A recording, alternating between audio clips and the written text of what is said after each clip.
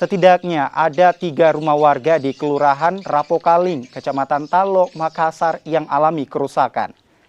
Satu rumah yang berada di Jalan Daeng Tantu 1, Lorong 4 yang dinding maupun atapnya hilang diterbangkan angin. Pasca kejadian, pihak Kelurahan Rapokaling langsung melakukan pendataan rumah warga untuk diajukan guna mendapat bantuan dari Dinas Sosial. Rumah ini kejadiannya itu Pak, saya sementara duduk kebetulan ada puting menguling yang kurang lebih jam 9 lewat lah. Jam 9 lewat diangkat itu pohon. Nah, setelah diangkat pohon, rumah ini tiba-tiba rumahku juga diputar Pak. Sampai ke sungai itu anunya Pak, sengnya semua dengan baru-barunya. Nah, untung cucu di sini tidur.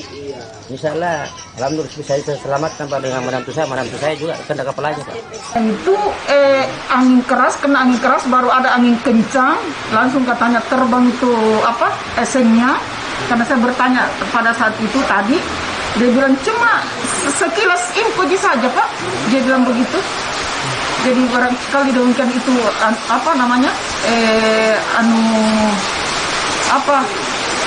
apalagi teh? Puting beliung. Angin puting beliung.